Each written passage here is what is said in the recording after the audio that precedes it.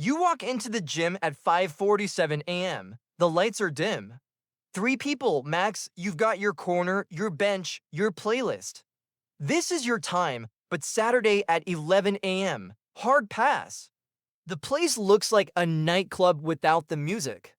People waiting for equipment, chatting between sets, filming TikToks by the squat rack. You'd rather skip leg day entirely. If that's you, congratulations. You're not antisocial, you're not broken. You're just wired differently when it comes to focus, stimulation, and how your nervous system handles other humans in your space. Here's the thing most people don't get. What looks like preferring to be alone is usually something much deeper. Society calls it introverted, psychology calls it sensory regulation. Because here's what's actually happening when you avoid the crowded 6 p.m. rush. Your brain is protecting something, and it's not just peace and quiet. Let's start with the obvious part, stimulation overload. Think of your nervous system like a phone battery. Every conversation, every person in your peripheral vision, every grunt from the guy benching 315 it drains you. Not because you're weak, because you're processing everything. When you're training solo at 6 a.m., you're not just avoiding people. You're avoiding the cognitive cost of managing people, no small talk, no how many sets you got left, no wondering if someone's judging your form. Psychologists call this social monitoring fatigue. Your brain is constantly scanning for social threats even when there aren't any. In a packed gym, that scanner never turns off. And that eats energy you could be using to lift. But here's where it gets deeper, control. Solo training isn't just about avoiding distractions. It's about owning the environment. You don't have to wait. You don't have to adjust. You don't have to share.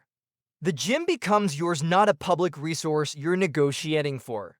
It's like the difference between cooking in your own kitchen versus cooking in someone else's. Same task, totally different mental load. When the gym is empty, you control the tempo, the flow, the order. You can superset, you can rest as long as you want. You can try something weird without witnesses. Psychologists call this environmental locus of control, and for some people, it's not a luxury, it's a requirement for performance. You're not avoiding people, you're claiming agency. Now here's the part no one talks about, mirror neurons. Your brain has these cells that fire when you do something and also when you watch someone else do it.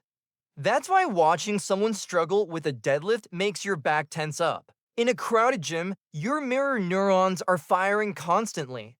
Every rep someone else does, your brain is partially simulating. Every failed set you witness, your nervous system absorbs a microdose of their stress. It's exhausting and it's invisible. When you train alone, you're not just reducing distraction. You're reducing vicarious effort. Your brain isn't trying to lift everyone else's weights. Studies show that highly empathetic people and people with strong mirror neuron systems report significantly higher fatigue in group environments even when they're not interacting. You're not imagining it, you're literally feeling the room. And then there's identity. Solo training has a narrative. It's the Rocky montage, the lone wolf, the person who doesn't need a hype crew to get it done. There's something deeply satisfying about being your own support system. No one to credit, no one to blame, just you and the bar. When you train alone, you reinforce a self-concept. I'm the kind of person who doesn't need external motivation. That's powerful. That's identity level stuff. But here's the shadow side. Because sometimes training alone isn't about preference, it's about protection.